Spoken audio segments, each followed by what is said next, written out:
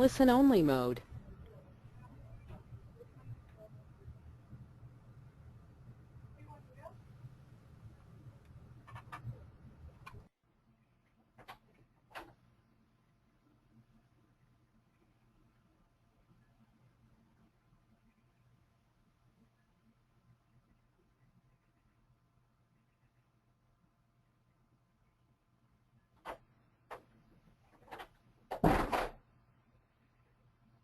Good afternoon, everyone. My name is Cynthia Johnson, and I am the Director of the Established Business Services Programs at the WBDC in Chicago, Illinois. Thank you for joining us this afternoon. You are going to experience an excellent presentation today. And before we get started, I just want to share a few housekeeping items with you. The webinar will run for approximately 50 minutes. We are leaving 10 minutes to address questions at the end of the presentation today. If you have questions that come up during the presentation, please email your questions and they will be addressed once again at the end of the webinar. Again, my name is Cynthia Johnson, Established Business Services Director at the WBDC, and it is my pleasure to introduce you to our facilitator today, Ms. Julia Hubble. Julia is the president of the Hub Group, the Hub Factor. She is an award-winning author, an entrepreneur, and a certified facilitator. Today you're going to discover you're going to discover tips and tactics, how to follow up connecting to corporations. You will be hearing more about how to adjust your value proposition to maximize impact and effectiveness to grow your market share by identifying new business opportunities with existing and prospective clients. We're going to hear from Julia today, who has been teaching minority and women-owned companies how to do business with the Fortune 500 companies for a number of years. Julia's programs are used by the National Minority Supplier Development Council, WeConnect, WeBank Councils, and Fortune 500 corporations who want to expand their minority and women-owned business spend. Some of Julia's clients include Cargill, Southwest Airlines, and Bank of America, to name a few. Once again, it is my pleasure to introduce Julia Hubble, our facilitator for today's webinar. Julia? Thanks very much, Cynthia. Cynthia and I just had a road show a little while back where we had a wonderful opportunity to get to know each other. Cynthia survived, and I had a wonderful time with her. She is a kick and a brilliant, brilliant woman, so I hope all of you have had a chance to get to know her. I certainly love doing that. So, ladies and gentlemen, we survived. Those of you who went to the WBDC conference, you went, you invested, you got your money's worth, I hope, and what an extraordinary opportunity to get to go to the booths, meet the people, invest your time and your blood, sweat, and tears, and go there, go to the booths, do your networking, put your time and effort into being there, and getting to meet all these supplier diversity professionals. Now, what do you do? The whole idea here is that we go to the conference and come away with leads, but let's talk about what happens in the aftermath. Back at the office, we come home, and then what happens? First of all, we've got this long list of stuff to do. You go back to your desk, and what's happened since you've been gone?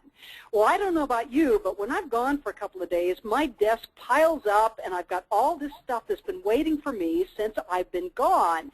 So all this stuff piles up. I've got all these things to do. I've got clients that have been waiting for me to come home, so I've got clients to take care of now. You know those people that take care of the 30 to 60-day payments that keep me alive.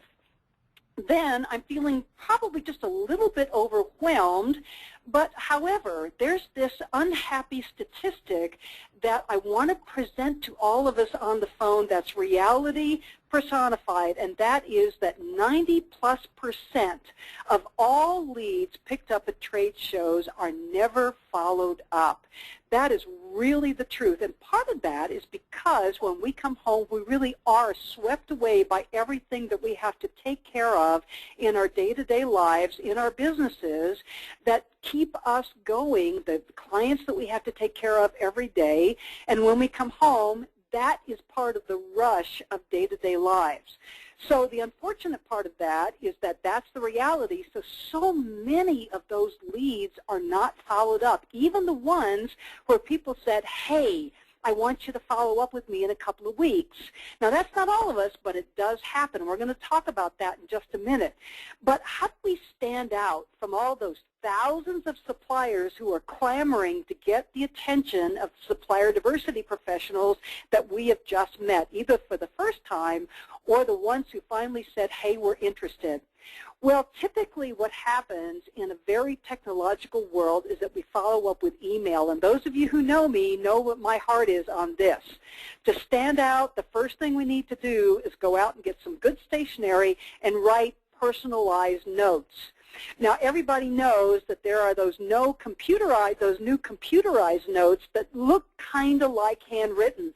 Don't go there. They're still not handwritten. They don't replace the real thing. And if you want to impress somebody, take the time to write a handwritten note, because those are the ones that stand out. Why? Because nobody wants to take the time to do them. The handwritten note puts you in the category of somebody who really does care. So take the time and write the handwritten note, because that puts you on the end of the bell curve of somebody who is thoughtful enough to do something old-fashioned enough to say, I am thinking about you, and I want my personalized card to sit on your desk so that when I do call, you'll look at the card and say, you were the person who sent me this nice note. That's how you stand out. That's one of several ways that you stand out. Now, let's look at the other end of the bell curve, which is those of us who thought we heard some interest or did hear some interest, and now here's the downside. We get so excited. We are so jazzed that we come home and we get so intent on chasing after that potential contract that we put all of our energy, or too much of our energy, chasing after that potential contract, that maybe we're not spending enough time on our bread and butter to make sure that they're taking care of all of our employees and our contracts that do pay the 30 and 60-day invoices that we need to take care of ourselves. Now, there's something to be said for that enthusiasm, but it's all about balancing the portfolio. And I know you know this is common sense, but it has a lot to do with how easy it is to get swept away by what we perceive as interest. And we're going to talk a lot about what that language is all about and what that means in terms of our follow-up with these corporations. And sometimes we get caught up in the follow-up. We start waiting for somebody who might have expressed some interest in, and we start saying, well, where's my phone call? You know, the guy sounded interested, and it's a little while after the conference. How come they haven't called me? Well, part of that is there may not have been a fit. There wasn't a need, and we didn't have the capacity. And if this is that formula, is the essential formula, that if we as suppliers did not have these things, well, it's going to take a while. And so part of the approach is we need to settle in like the turtle and say, you know, kind of settle into your easy chair and be ready to take the long-term look. If you happen to have the fit, the capacity, and they have a need for you, then you are on the right-hand side of this picture, and you're in for the race because they need you right now. You happen to have the right thing at the right time, and they need you. So sometime in the next 9 months or so, you might have that contract. But if you don't, You're going to look at the turtle side of it, and you're going to settle in for the long haul, the multi-year relationship building process that is where most of us fit in, and looking at that multi-tier, coming in at the lower tier level and looking to build the relationship over time. And that's part of the reality of the race to get that contract with the big boys. Looking at the real opportunities here, that is looking at the language. So let's look at this sentence. If the supplier diversity professional said to us, or if you happen to talk to a buyer at the booth, let's look at this sentence, because all of us may have heard this at some point. Maybe some interest at some point is not contract language. Now, I don't know about you, but in the 14 years or so that I've been in this business, and I'm a supplier just like you are, I have heard this before. And in my eagerness to get that contract, I heard the word interest, and I didn't hear the rest of it. Maybe some, at some point, is the qualifier, and that's that airy-fairy, touchy-feely that says, well, maybe, sort of, kind of, at some point, which may be 10 years down the pike, we may be looking at you. But the problem is when we're very, very eager, we may hear the word interest, which that reptilian part of our brain says, yes, I heard interest. And so we start calling and calling and calling. What they really said is kind of, sort of, that's kind of interesting to me, but that doesn't mean now. And it certainly doesn't mean sometime in the next 2 or 3 months I'm going to hand you a $3 million contract. So part of the challenge for us, and what makes us really good at what we do, is we need to take this sentence and pin them down right then and say, what do you mean by that? If we didn't do that, then we may be caught in a cycle of calling them and calling them and calling them and say, well, you said you were interested, and they said, no, I didn't, and they'd be right. And so part of the challenge and the development of our sophistication is to call back and say, well, what did you mean by that? And they say, well, it may be over time. But what do you mean by over time? Are we talking about a year, 2 years, 3 years? And they may say 5 years. Okay. That's what we mean by it's going to be time and grade, time and service. It's going to take a while for us to build this. Another one is, well, if somebody says that sounds intriguing, that does not mean that somebody is saying that sounds really interesting right now. That means a contract. No, it doesn't. It means that somebody is saying that's a really intriguing idea. That doesn't mean business is coming. It means that they're being nice and saying, hey, it's an intriguing idea. Again, that is our skill that says that in the heat of the moment, instead of saying, yes, that sounds like interest, we need to be very smart and clarify, well, what do you mean by that sounds intriguing? Does that mean that there's a need for this right now, or that there's somebody I need to be talking to? Or you're just kind of being nice to me. And it's okay to pin that down, because that protects us from spending lots of critical time and resources chasing down a fairy rather than clarifying absolutely solid interest, which leads to potential contract later. So settling in for the long haul means protecting ourselves from spending time and money chasing down something that sounds nice rather than clarifying. So when we call back later, if we didn't do this clarifying in that moment with the supplier diversity professional, we need to do it when we call back.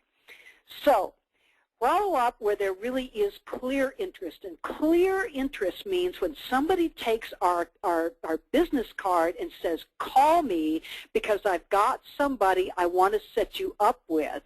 And that means a buyer. And even then, are there going to be other people that they're going to be setting up with that buyer? Yes. So all it means is potential interest, and there are going to be lots of other suppliers just like that, and the moment they say that, we're going to have a twinkle in our eye, and a lot of other people will be too. So all of us are going to be vetted. There's going to be a lot of hot competition, which means we've got to be very, very good and a lot better when we start following up.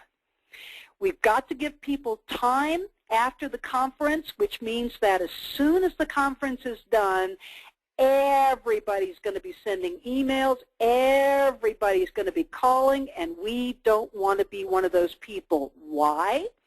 because the supplier diversity professional has been away from the office just like we have, and when they get back to the office, what's going to be on their desk? Overwhelm. All the suppliers that have been waiting to talk to them while they've been away, all the suppliers that they've just met are going to be calling them, and let's not be one of those people, because we're just going to be adding to the overwhelm.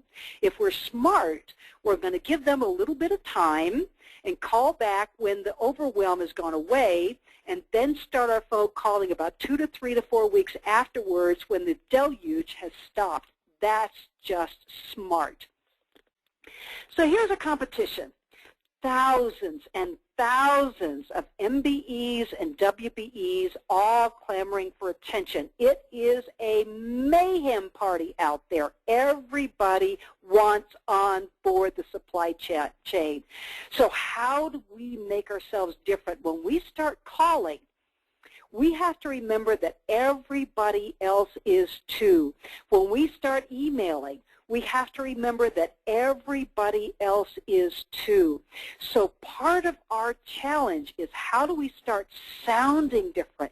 How do we start being different from everybody else? It's the same thing as our value proposition when we walked up at the conference. How do we be different, sound different? And so part of this challenge is put yourself in the supplier diversity professional's shoes. Everyone wants the contract. So if everyone wants the contract, it's all about me, me, me, me. I want the contract. So how do you sound different? If your strategy is, how do I serve the company, how do I become a strategic partner, then you don't sound like everybody else. Now, this is just smart. If you want to be of service, if you want to help them be profitable, you don't sound like everybody else. Now, this is how we start sounding like a strategic partner, which sets us aside from everybody else. So if we want to stand out, and those of you who've been in my seminars know that I really hit this hard, the first thing we need to do is put our time in to 80 hours of research at minimum on this one company, this one industry that we want to impress. Minimum 80 hours of research. Why? Because the suppliers that got in before us put in at least that much time to get their Loctite situation in the company ahead of us. They're locked in because they've already done this. So they put in all this time, all this effort. They've gotten to know the industry, they've gotten to know the problems, they've gotten to know the issues, they've gotten to know the language, and so they are part of the industry. They understand the problems, they understand the language, so they are part of that universe, and they have become a trusted resource. We are now outside trying to get in. And I'm just going to be honest with you, and a supplier diversity professional is trying to push the ball uphill and trying to get us in, and they are trusting us to look good in front of the buyers. So before they vet us, we've got to prove to that supplier diversity professional that we belong. So part of belonging is that we've done the research and we prove to them that we belong there. How do we do that? Part of that is by watching this program and understanding what a boss does to understand the industry. This is just smart stuff. Those of you who've heard me know that this is one of my favorite ways of understanding the company. Whether you go to the industry, you walk the stores, you interview the customers, you interview the managers, but whatever you do, however you do it, you become a customer, become a manager. You understand that industry from the inside out.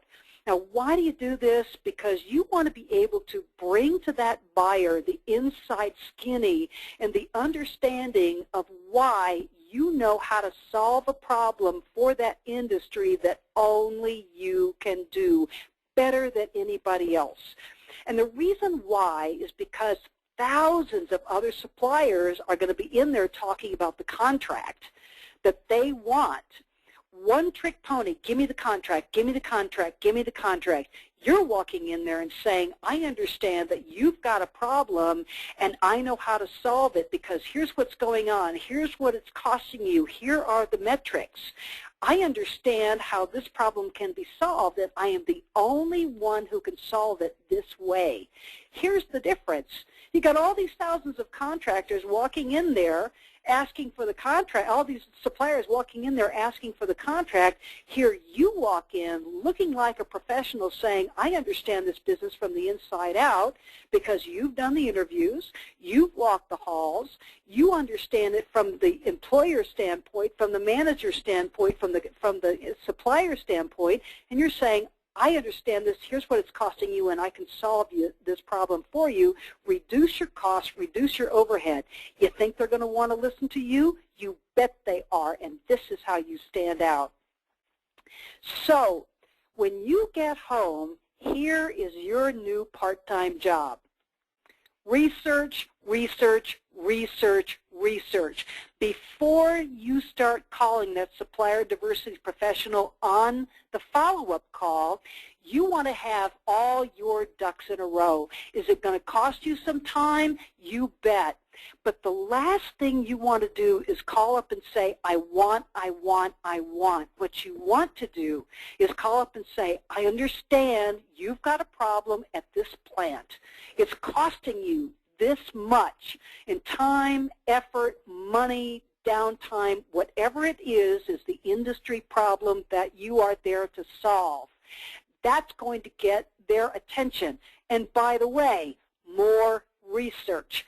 And by the way, and a little more research too, because by the time you make that phone call, you want to have so much behind you, so much understanding and knowledge that you want to be able to answer any question that the buyer asks you so that anything they throw you, you can answer because you are a professional. And you want to be able to stand up to any question that that buyer asks you because, ladies and gentlemen on this phone call, the buyers at this level are brutal. They are brutal, and you don't want them to ask you a question you cannot answer. Your primary job, and all of us at this level, when we are looking to get in at the Fortune 500 level and at the first tier and at the second tier, because they're all big, your primary job is take care of your existing customers.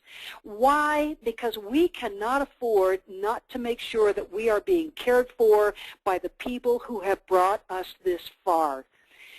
Strengthen your relationships with all of your net 30 and net 60 clients, because the moment we start not caring for, loving for, and Velcroing these people to our hearts, they will start looking around for another supplier. And this is what happens. Well, right? Remember that earlier slide I showed you, what happens when we start running after these Fortune 500 clients, whether it's because egotistically we want to have these people on our resume, and of course we do. It's terribly exciting to have these people on our resume. But the moment we start not taking care of these clients, all of a sudden we don't have that influx of money that makes sure that our employees get paid and our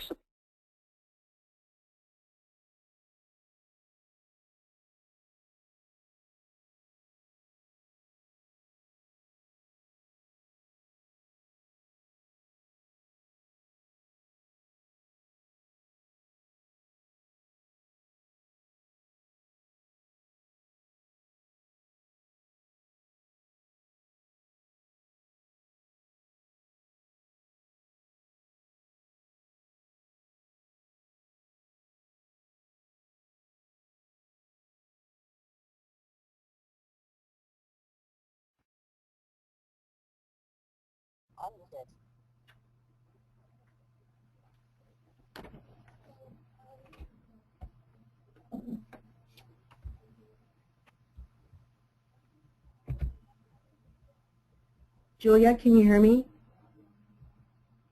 Julia?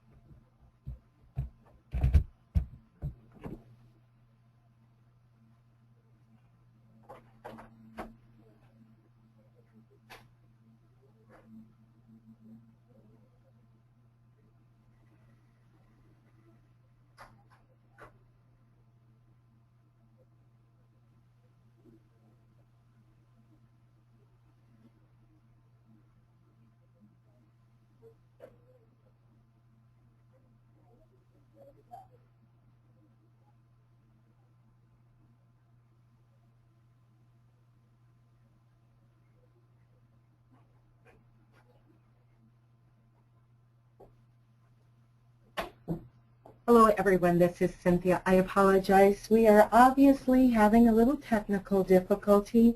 We should have Julia back up in audio working in just a moment, so please be patient with us while we work through our technical difficulty. Don't hang up, don't log off, stay with us.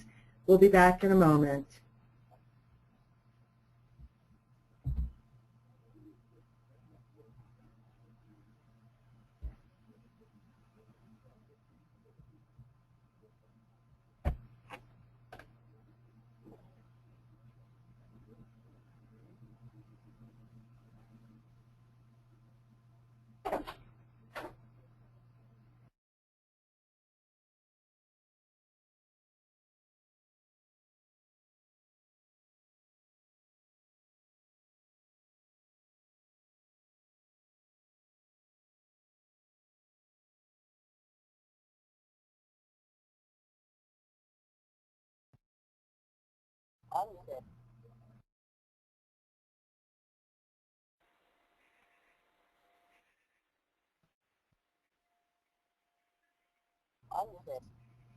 You there?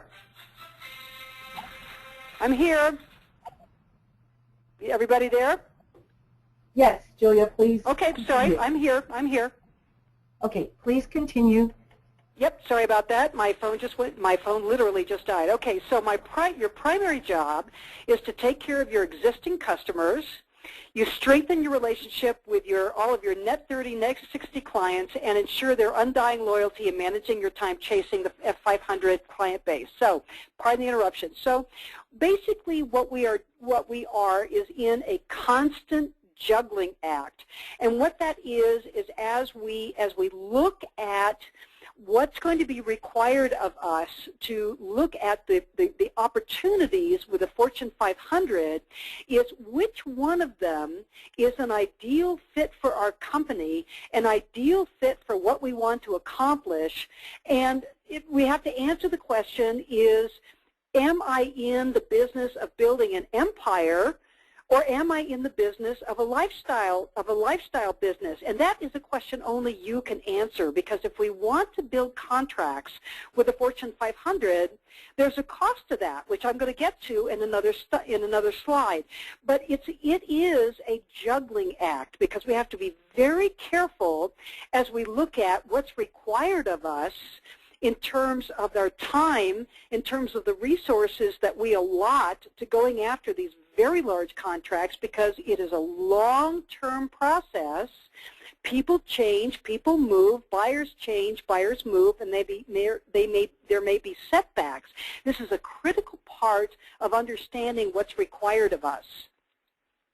So we manage our time, and it's that 80-20 rule, which I talked about. The 80% will keep us healthy enough to go after the big boys. And I'm sorry, this is okay.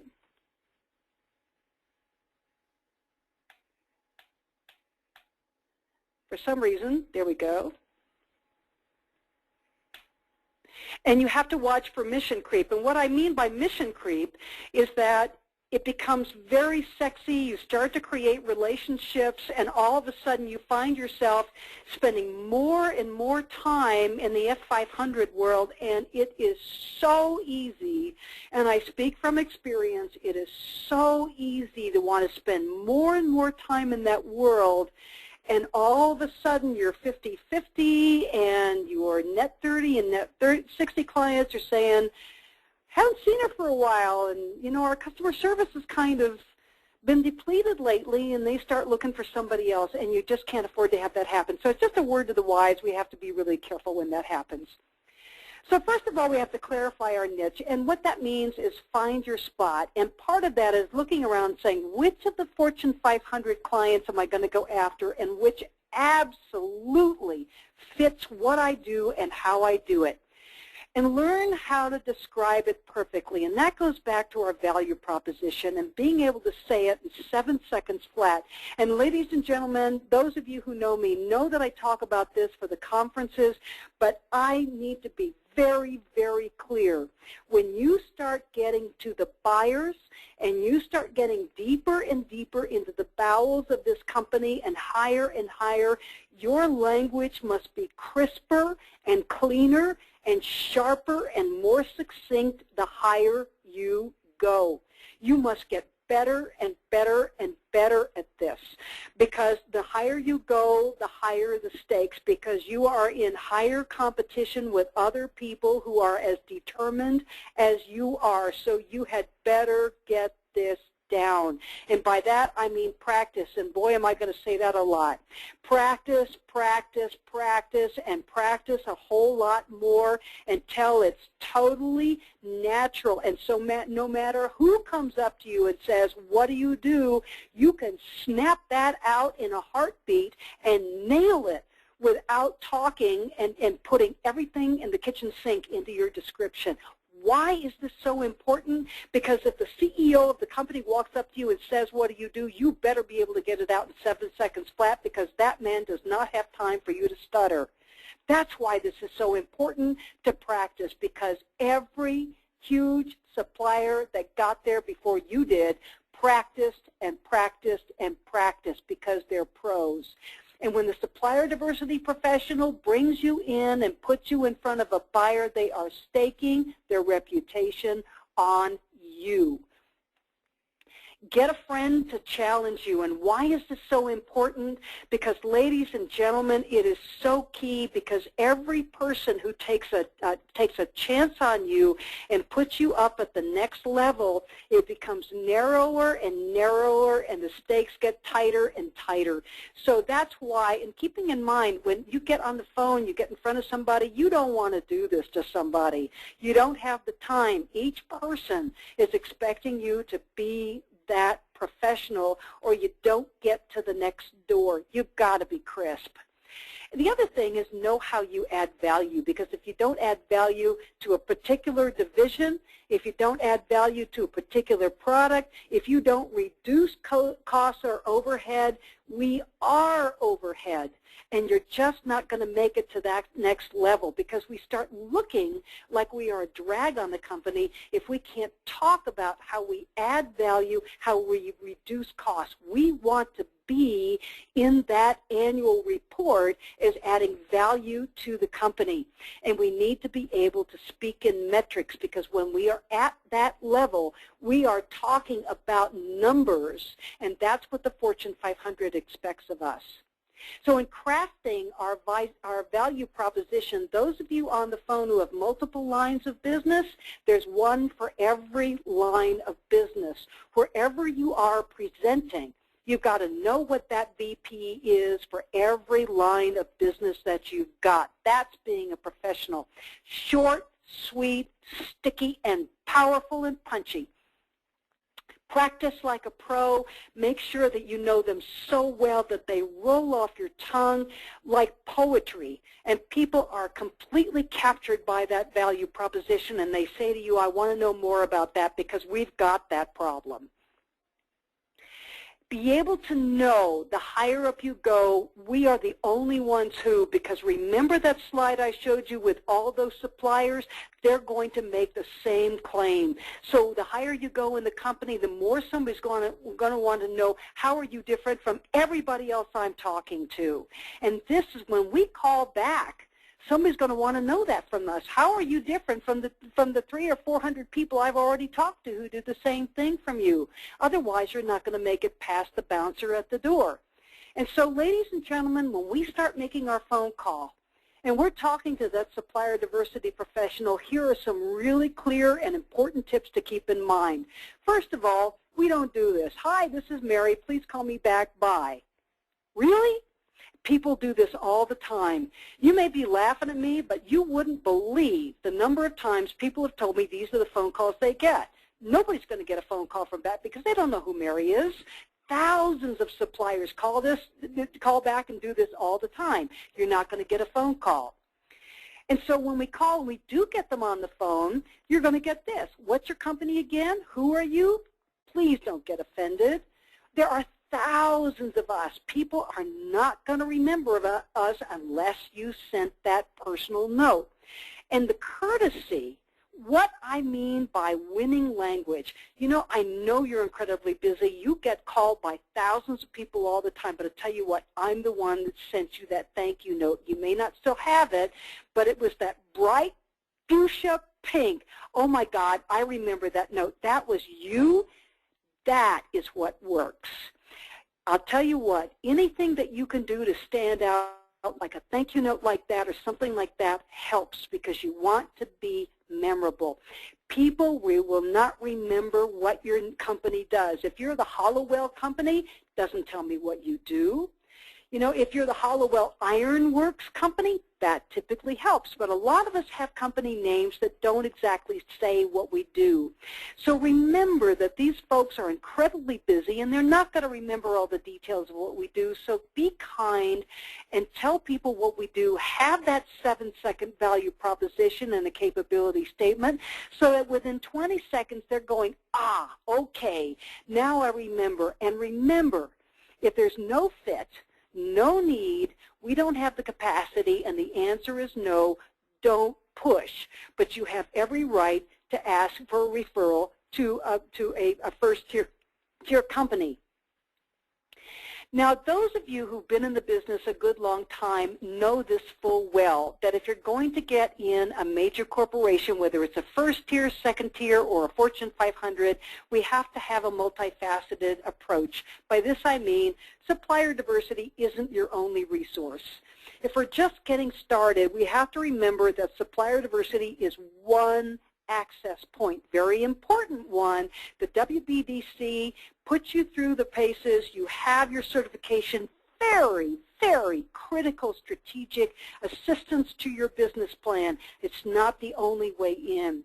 So you have to create multiple access points. Get involved in the community. Get involved with United Way. You have to have lots and lots and lots of ways to meet people, and that means you network like crazy. Don't expect supplier diversity to be your only resource, and here's why. Your supplier diversity professional has a to-do list on it, which is basically everything, and a little bit of empathy goes a long way. They do not have contract authority. They can't do anything for you other than be the bridge. If they've sent you to the buyer and the buyer says no, then, you know, the answer is no. They are overwhelmed with people calling them up and calling them back and saying, well, you aren't doing this for me, you're not doing that for me. Well, they are not God. And the last I checked, I wasn't either, and if the answer is no, sometimes the answer is just no. They have priorities. Their priority is the open RFP that is out there on the table to be filled. And if they have no place to put you and the buyer said no and the company said no, then the answer is probably just no, and they can't do anything about it. What I mean by one-note wonder, if we are calling up and we're saying, where's my contract, I will guarantee you the door just shut. We must call up with that strategic partner attitude of how can I make you successful. That is one way of getting their attention, because they're looking for people who are going to make their job easier for them. And what stands out for them are people who understand their world and can say, listen, I know you're overwhelmed, I know you're busy, I know you get thousands of calls. You know, help me understand how to make this easier for you. If this isn't the time, tell me what is a good time. If there's a possibility for me, let me know what I can do to make this easier for me. You tell me when to call, be happy to cooperate, and then do what they tell you to do. Multi-tier is where most of us are going to belong, and what that means is that we do our research to identify opportunities, and I'll tell you what that is in just a moment. Find first-tier WBE firms, and here's why. Years ago, a good friend of mine who was the Senior Supplier Diversity VP for a major corporation said, hey, you know, I saw so many WBEs elbow each other to get them out of the way to get to me because I'm a corporate. Well, some of those WBEs were multi-million-dollar firms, and one of them, Dakota Industries, was standing with President Obama earlier this year on the podium on national TV. She is required by the major car industries to do a certain percentage of her contracts with those of us on this phone call. And that's the way it is. And she's one of those people getting elbowed out of the way because people want to get to the corporates because they see the corporates as the source of their contracts. Well, that isn't for most of us because most of us don't have the capacity. So part of our responsibility is to do business with each other because of our capacity issues. And so if we do business with each other first, we're going to build the capacity so that we can do business. So that means build the partnerships, do JVs and collaborations so that we get bigger over time, and then we belong at those higher levels. And that's how we build. And trust me, the corporations are watching, and they expect us to do that and to build business with each other first, and that's what they want us to do. And so I promised I would talk with you about this, and I do want you to listen carefully with this because there is a huge cost involved with chasing the Fortune 500. And this is why I say we have to answer the question, is this a lifestyle business for us, or is this where we want to build an empire? And why it's so important that we take care of the clients that we already have. Because first, there are slimmer margins, and there's a part of us that understands this, and a part of us that kind of thinks, well, can't I make lots and lots of money doing business with the F500? Well, yeah, but we have to recognize that the margins are slimmer because they're always cutting costs, and they want us to cut our costs while we're doing business with them. You don't make as much money.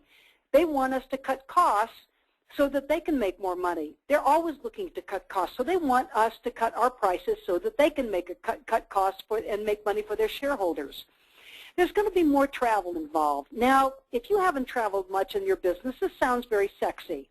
But if you've got a young family, tell you what, after the first year of this is not so sexy. You don't get to see your kids, you don't get to see your husband, and after a year of being on the road all the time, your hair goes gray, you get more wrinkles, and at 30 you're starting to look 50, and yes, I'm making a joke of this, but tell you what, it gets old very fast. And now you're starting to look for other people to take over that part of the job for you, so you're dedicating people to the account, and that's a lot more money. You've got to add more personnel, that's a lot more cost, and of course that means your margins get slimmer.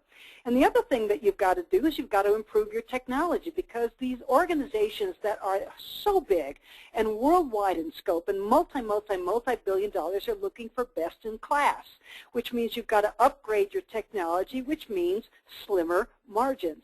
So you guys can kind of see where I'm going here. The money is not as good, but the ego benefit, hey, it's great.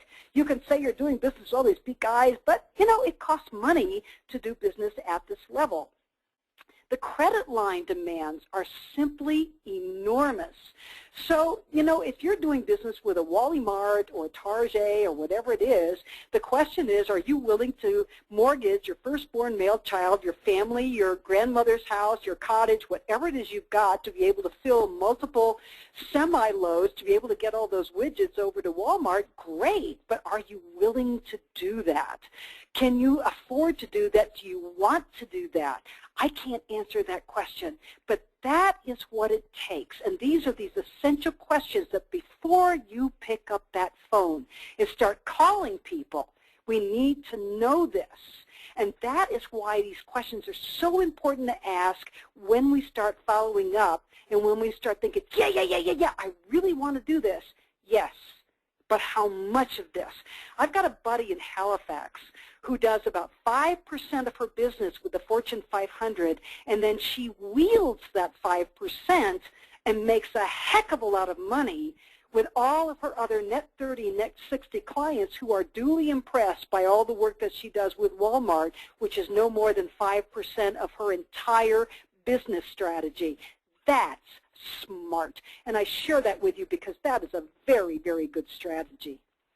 So selling to tiers, as we begin to wrap up here, this is a great strategy as we think about how we want to find out who those tier people are, because you can ask the supplier diversity professional who those first and second tier people are, but you may not always get an answer because sometimes there's a legal limitation to whether or not someone can tell you who their first and second tier providers are. So if you ask and don't get an answer, here is the strategy for finding out. And does it take a little bit of time? Yes, but this is the gold standard for finding out what they are. First of all, pick your lane, pick your industry, and swim in it. Second of all, join all the associations and organizations in that lane, become active, visible, become a leader.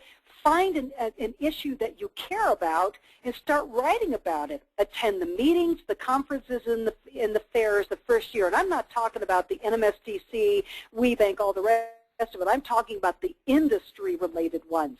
If you aren't already doing that, do it now, because by the end of the first year, you're going to know everybody. You're going to know everybody. You're going to pick an industry like product safety, whatever it is.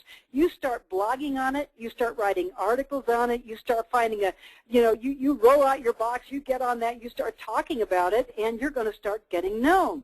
You learn the players, all of a sudden you become a player. By the end of the first year, you're going to know some people. By the end of the second year, you're going to be making some significant sales. And what's interesting about that, you've developed a topic, you've developed a voice, and you have a stand.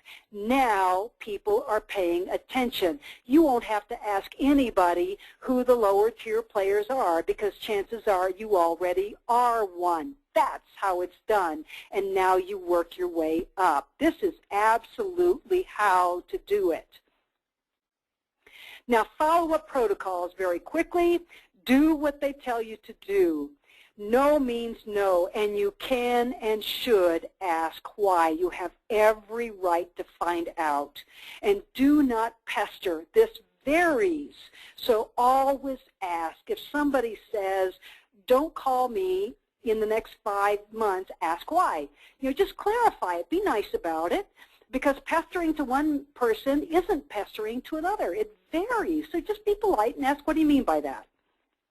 Never, ever, ever call up and say, you don't like me, you don't support women, or you don't support African Americans, you don't support Asians, or oh my God, the stories that I have heard. Now, I know you know this is common sense, but after 12 years in this business, the stories that I have heard, we get blackballed.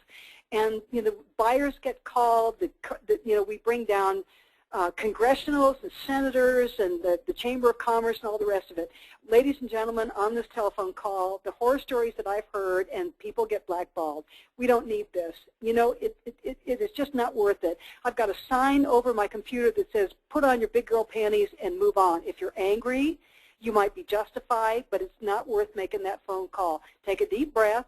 Say it is the way it is. Make a phone call at Fortune 500. There are 500 of them. Move on. It's just not worth being angry. It's just not worth it. Have a sense of humor.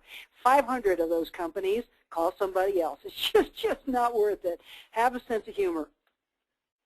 Above all, be patient, patient, patient, patient. This is a long-term idea. We're just going to be in it for the long run. Be gracious for the opportunity to play. The WBDC has given us an opportunity to go from the back of the line to the front of the line. Do you know what that's worth? Do you know how many people would just love to be able to be in the position that we're in, to be able to make these phone calls in the first place? This is extraordinary. Respond to all and any RFPs. If you get an RFP for which you are not qualified, don't ignore it. Call or email that supplier diversity professional right away. Say, thank you, I'm not qualified. Do not ignore it. They will not send you another one. This happens all the time. Do not ignore an RFP. And when you do get one, even if it's a little one, knock their socks off. And here's why. I'll tell you a story. Worldwide Technology, which is a $5 billion African-American firm, just recently got a $5 million contract with Cargill. You would think a $5 billion firm would look at that and say, puh, we're not even going to bother. But they know how this game is played, and this is what gets them to a $5 billion company. Cargill is vetting them, and Worldwide Technology knows that that's how the game is played, because they know if they graciously take that $5 million and play the game, they know that that'll turn into $500 million and a bill over a very short period of time.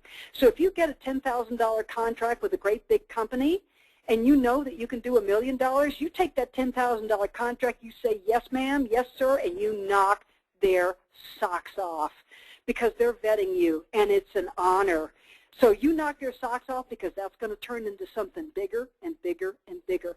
So take every RFP and treat it like the platinum that it is. So I hope that this has been helpful. keep in mind that, like you, I'm a WBE. I got to scale the walls and make the calls and walk the halls just like you do. And I hope that this has been useful. And I'm going to turn this over and respond to questions. And if anybody has any, I will take them now. So we'll see if anybody's got any.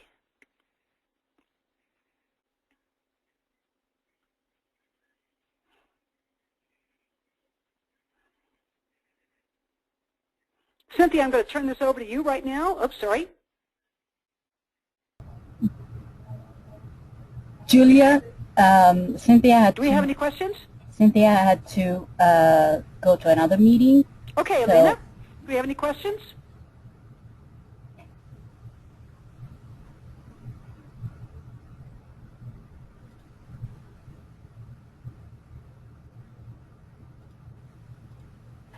I just lost the control panel.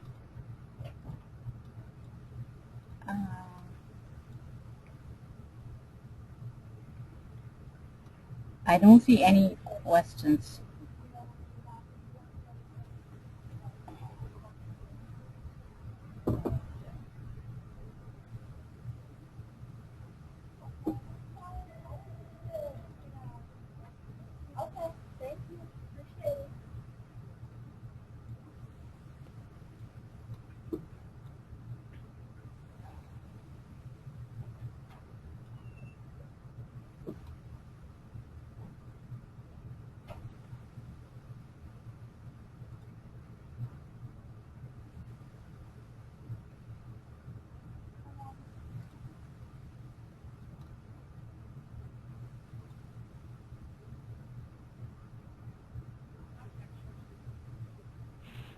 Elena? Yes. Yeah, I'm. Does anybody want to speak? Say any questions? Because I'm I don't see anybody raising their hands or writing any questions in the control pad. Okay. So I'm assuming there are no questions. Okay. Oh, there's one. Hold on. Poonam Gupta, go ahead. Yeah, so when you are calling and then you had this conversation that, yes, we want to talk about XYZ, and then you send a mail, you send a call, and no response. And after 2 or 3 tries, you feel like, is it the right thing to keep leaving message or hold on? Let me ask you what kind of business that you're in. IT services. Okay, and I'm going to be very straight with you. You are in the single toughest area that everybody's in. Okay, so are you talking directly to the Fortune 500? Well, we do have second tier and so on, but we do try to reach out to the large corporations who have shared their interest to talk, in such and such situation, Steve is the one person who has been struggling with whatnot. So we said, okay, let's connect. Okay, couple of things. First of all, IT services is the single most crowded commodity, and I'm probably preaching to the choir. You know this already. I know that. Mm-hmm. Yeah, and so, and one of the challenges we've got with IT services is that a lot of major corporations have simply shut their doors, and so in many cases, IT services has been relegated to that second and third tier level, and so it doesn't surprise me that you are kind of hitting a shut door, and this is one of those areas where I wouldn't even bother contacting the Fortune 500 at this point. I'd be looking at first and second tier opportunities, and I know that's tough, but after 12 years in this business and talking to my peers, because I'm a CPSD, I'm a certified professional in supplier diversity, and when I interview my peers in this business, the feedback that I'm getting at this time is that at the Fortune 500 level, that door is largely shut, and what most people are doing is looking at managed services at MSPs. Mm-hmm. And so that's, for example, Cargill just did a large MSP. And so that's kind of where people are doing most of their business with the IT staffing and IT services areas, and that would be where I would look in most cases because people aren't doing callbacks. especially with individual companies, they're looking to do kind of a grouping under an MSP at this point. So it doesn't surprise me that you're not getting callbacks simply because there are 100,000 IT suppliers in the United States, and the competition is extraordinary, and there are just too many. And so the best that I can tell you is look for an MSP opportunity. And I know that that's not good news, but that is where the industry is right now with IT suppliers. I know that's a tough answer. Yeah, no, I understand that. I just want to make a comment, and Sure. then trying to crack that nut and have done something about it as well. But IT, there are too many, but IT is like a rainbow. So IT can be, putting the screws to the nail or doing the staffing to the monster of IT is a specialization. And that is very big problem with the diversity. I have none contract that came through the diversity door ever. And it's just like when you're talking to program manager, they exactly know, okay, so this type of tool and this type of expertise that you have, oh yeah, that's what we need. So yeah, that's the success we get, but the diversity kind of get overwhelmed with, when you say IT, they go like, really? Well, and they roll their eyes. And so part of this, and the challenge that you've got, is to not say, I do IT. If you say that, the door will shut in your face. So part of your challenge in presenting what you do with a value proposition is you have to be highly specific in an area that you specialize in, because what kills IT and IT staffing is that people say, well, we do it all. If you say we do it all and your IT staffing, the door will shut in your face. I'm just saying. Yeah, I know. So if you are highly specific and you're highly specialized, you must lead with that. Otherwise, and the mistake that most people make in that industry is we do it all, and that is what kills the conversation right there. Because everybody wants to say, well, we do everything, and everyone becomes a generalist. And people don't want to hear that. If you are highly specialized in one area, I would lead with that. Yeah, we are kind of playing with the idea of the messaging, so we have stopped actually. Sometimes we say IT services, as you said, by the industry, which industry you are, but we don't even say we do IT services. Yeah, and that's the other thing, and this is what I mean by finding an industry. If you work specifically in one industry, that's an advantage. That really is an advantage, and that's why I say find a lane and stay with it, because so many IT providers that I have talked with say, well, we do it all for everybody, and that absolutely kills the conversation right there, and that's what supplier diversity professionals hate. They just hate it because they can't do anything with that. And so from the standpoint of marketing and really effective marketing, if you could say, I only work with aerospace, I only work in this area of aerospace, then you have nailed an area of specialty, and that puts you in a category that allows you to own something that everybody's, well, I do everything for everybody, and you're saying, well, I only do this in aerospace, and that allows you to make a very specific kind of sale to a very specific kind of people, and that gives you power. Right. And that's unique. That allows you to work with only this kind of people, and that makes you attractive. Right. Well, it was awesome presentation. Many of the things that are common sense, and even I found myself guilty of ignoring them or forgetting about them. So that was a really nice presentation. Thank you. Thank you so much. It's my pleasure. I hope that was helpful. Yes. Thank you. My pleasure.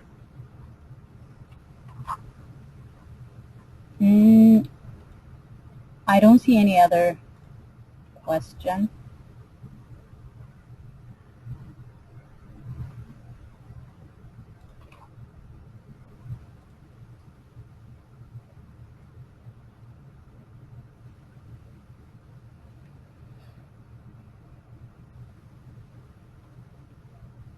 I do want to offer a little hope to those of you who are one-woman businesses.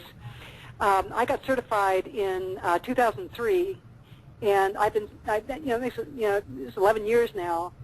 And I started off as a one-woman company. I'm still a one-woman company, and because of my certification, I've done business with 21 of the Fortune 100. And if it hadn't been for WeBank and this extraordinary thing called WBE certification, I would not have walked inside the doors of any of those companies. And I've worked for the Fortune 500, and I've worked at supply chain in the Fortune 500. And so I speak from the passion of my heart that I believe in certification absolutely positively. I think it's the best thing that anybody can do for their business if you are a fit. And if you know you are a fit, then stick with this. Do not give up on it, and understand this is a multi-year commitment. Things do not happen overnight. Do not give up on this. The WBDC is your absolute positive best friend. It will help you do what they tell you to do. These people know what they're doing. They've been around longer than WeBank. They absolutely have programs that will help you. So please, please, please do not give up. Be patient. This stuff works, absolutely works. And just don't give up the faith. And, just have a sense of humor, because if we can't laugh, then it ain't worth doing if you can't laugh. This is an extraordinary organization that they would take the time and provide training like this and just work so hard to make you successful. And I just, from the bottom of my heart, I hope that this was useful to you and that you succeed. And please go out there and have fun as you do this, because it is all about having joy and fun and being successful and smiling as you do it. Okay, so we don't have any more questions, and I think we can wrap it up here. Okay. Well, thank you to the WBDC, and thank you to Elena for putting this on for me, and I appreciate her professionalism. Yeah. Thanks to everybody. Thank you, everyone, for joining the webinar. If you have any more questions, you can send it to Cynthia Johnson at WBDC. Her email address is cjohnson@wbdc.org. And yes, today's webinar would be available. We'll send you the link to the recording, and you can download it from there. Thank you again, and have a nice day. Elena? Yes. Yeah, I very much apologize for my phone going dead in the middle. I have absolutely no idea what happened.